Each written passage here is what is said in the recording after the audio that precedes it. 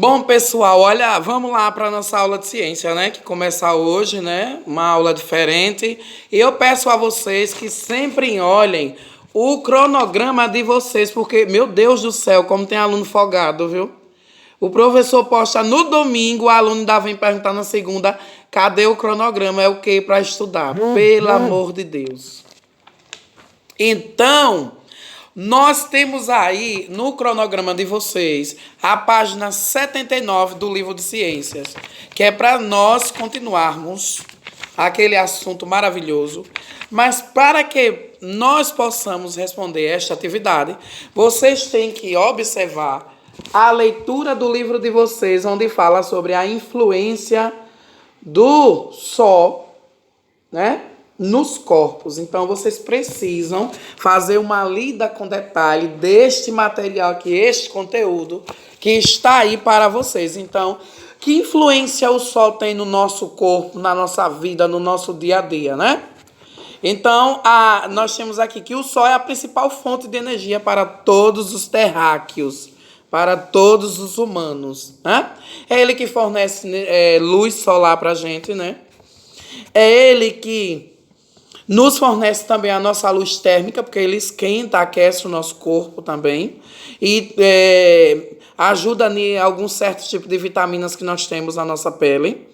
Então, na ausência dessa luz, a iluminação artificial, que são as lâmpadas. Quando o Sol não está, naquele momento, irradiando todo o planeta Terra, toda a sua região que você mora, provavelmente quem vai permanecer é a nossa luz artificial, que são as lâmpadas. São as luzes que são programadas pelo terráqueo, pelo humano. E aí nós temos as luzes que são natural, que é o Sol, a luz da Lua, das estrelas, são luzes naturais. E temos também as artificiais, né? Que vai ser a luz da lâmpada, a eletricidade, que também é uma luz artificial.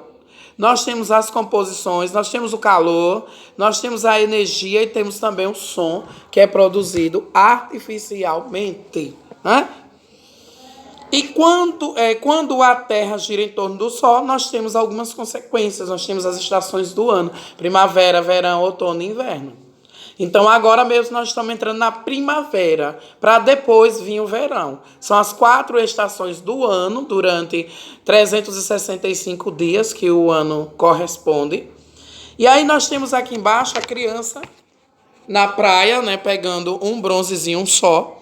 É recomendado pelos dermatologistas que a gente só fica até 10 horas, o máximo, tomando um banho de sol, porque é bom para a proteção da nossa pele e mata algumas bactérias.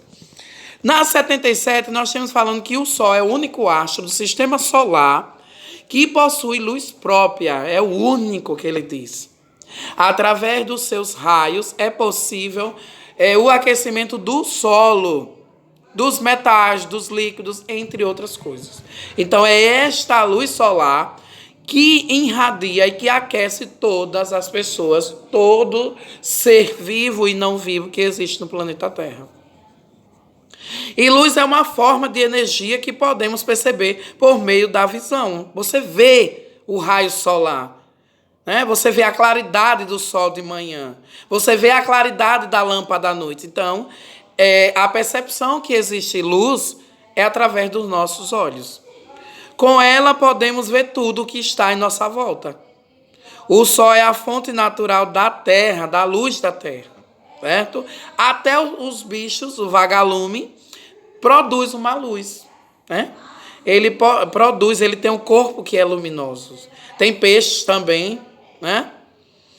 Alguns objetos também criados pelo homem, como lâmpada, ele tem a luz artificial dele, que é produzida pelo homem.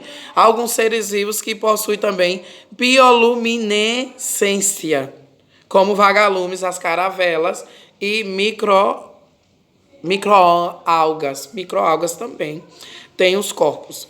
Nós temos os seres chamados olha o nome, bioluminescência, que vem do grego, chamado bio, vem da vida, e do latim lume, que quer dizer luz. Então, vida da luz ou luz da vida. É a produção de emissão de luz por organismos vivos como resultado de uma reação química, que é a transformada, que ela é transformada em energia luminosa. Então, nós temos a passagem da luz em diversos aspectos. Nós temos aí essa passagem da luz, que nós vamos ver agora, né? E essa passagem da luz, nós temos a transparente. A transparente, minha gente, é a água. Você pega um cristal transparente, você coloca lá a água e coloca um peixe dentro, você vai ver ele com facilidade. Você coloca pedrinhas, vai ver transparentemente, certo? É a passagem dessa água, né? É a passagem da luz. E se você pegar esse aquário transparente, ou seja lá, qualquer outro objeto, com água dentro e pedrinhas, colocar direcionada em direção da luz, você vai observar que o sol consegue passar por ele. Porque ele é um objeto, ele é uma matéria transparente, certo? E aí nós temos a translúcida, né? Como é a translúcida? Você pega um vidro meio escuro, pelo qual a luz passa parcialmente. Ele vai refletir aquela passagem da luz, mas não tão claramente como a transparente. Vai ter uma dificuldade, mas o sol ainda consegue transpassar ela, passar por ela, né? É o caso dos vidros, as películas. Os vidros do carro, por exemplo. Quando alguém plota lá o carro, no vidro lá, fica meio escuro e a luz do sol, por ser tão forte, ela ainda vai passar bem pouquíssimo. Ela vai refletir quase nada, certo? E temos a opaco. A opaco é quando a luz do sol realmente não consegue ultrapassar o objeto, certo? Se você pegar esse caderno aqui e colocar aqui a luz do sol, você não vai ver a sombra dela, ou seja, o raio solar não vai conseguir penetrar, porque aqui é um objeto opaco, é duro, então ele não consegue. Se ele fosse transparente, como plástico, o saco plástico, a luz do sol passa com facilidade, porque ele é transparente. Agora, as bolsas de plástico verde, coloridas, o sol passa, mas não é bem detalhadamente como o plástico que é transparente e branco. Então, vocês vão ter aqui a atividade de vocês, que é para realizar. Vocês vão observar essa imagem toda aqui e ver o que está acontecendo nessa imagem aqui. Aí eu pergunto, na figura, liste as ações causadas pelos raios solares. Vocês vão dizer aqui, este sol aqui, a luz dele solar, ele está irradiando que objeto, que coisas aqui. Vocês vão escrever aqui embaixo, certo? Ele está aquecendo quem? Ele está iluminando quem? Ele está fazendo quais as ações desse sol aqui? Ele pergunta quais os raios solares ele está causando o que é que ele está causando aqui? Ele está aquecendo, iluminando quem? Ele está sugando o quê? Evaporando, enxugando as roupas, aquecendo o corpo da criança, né? Então vocês vão dizer que ações é causada pelo sol aqui, tá? E aí o número 2, vocês vão numerar certinho o que é transparente, o que é opaco, o que é translúcido. Então é só vir aqui na página 73, 78, que vocês vão achar a resposta. O número 3, qual é a influência e a importância do sol para a gente? Nos nossos corpos, certo? Qual a importância de ter o sol para secar as roupas em casa? Por que é importante? Não é? Por que é importante quando chove demais que alaga os lugares, o sol aparece? E aí ele absorve, ele evapora todinho aquela água e em instantes, em dias, estão tudo sequinho. Por quê? Qual é a importância do sol na vida da gente, na vida de tudo que existe? Vocês vão escrever aí porque é importante que o sol esteja sempre presente na nossa vida. Depois nós temos também aí, que eu passei para vocês, a 83 e a 84. Nós vamos dar continuidade, que é a influência, certo? É a influência, certo? Dos seres humanos na natureza. Quais são as influências dela? Então a gente precisa fazer também esta leitura aqui. E aí nós vamos falar de recursos não renováveis e recursos renováveis. Então, é a parte principal, olha. Recursos não renováveis e recursos que são renováveis. E diz assim: os recursos naturais, tudo que existe que é extraído da terra, da natureza, das plantas, da água, podem ser renováveis e não renováveis. Os renováveis são recursos que podem ser renovados por meio de processos naturais, em um prazo de tempo curto ou por práticas de conservação. Entre eles estão o ar, né? O ar pode ser renovável, demora um tempo, se acabarem com a poluição, deixarem de estar poluindo o ar vai se renovar e vai ficar mais agradável e a gente vai respirar mais gostoso, vai ter uma vida mais saudável, vai adoecer muito menos.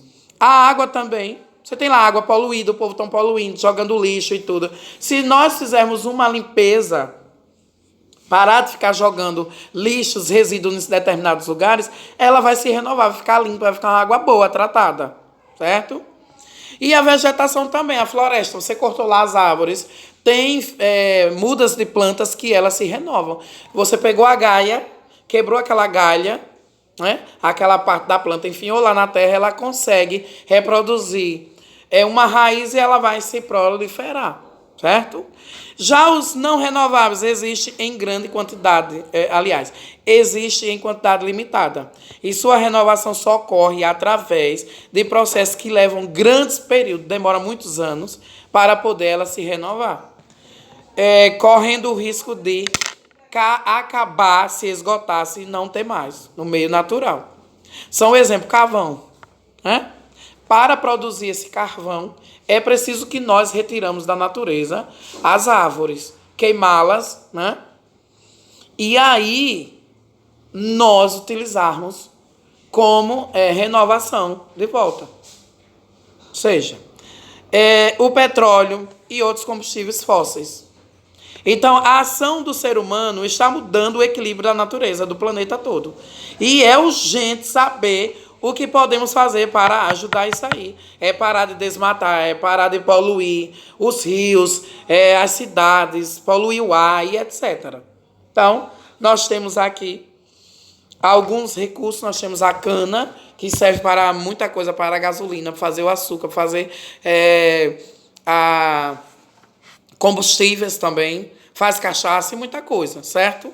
Então, nós temos aqui os combustíveis. Nós temos combustíveis que são sólidos, que são líquidos e que são gasosos. Vocês têm uma tabela aqui, ó. Tem que dar uma lida em casa dos combustíveis, dos sólidos e do líquido. Então, nós temos o combustível, a madeira, ela é sólida. Ninguém consegue engolir um pedaço de madeira. Nós temos o álcool, que é líquido, e vários outros, a água, iogurte, suco, certo? Então, é só questão de dar uma lida para vocês entenderem. E aí eu tenho o número 1 da página 83, que é para vocês dizerem o que é recursos renováveis, o que é recursos não renováveis. No número 2, vocês vão observar a imagem.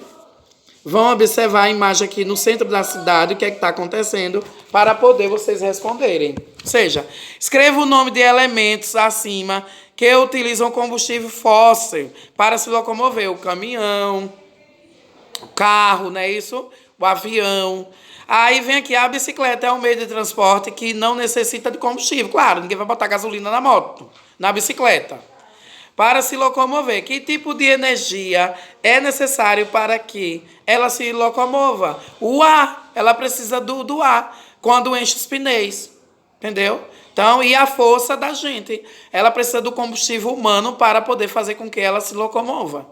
Justifique sua resposta. Número 3, associe o número 1, renováveis, número 2, não renováveis. Vocês vão ver aqui o ar, o carvão, a água, o petróleo e a vegetação.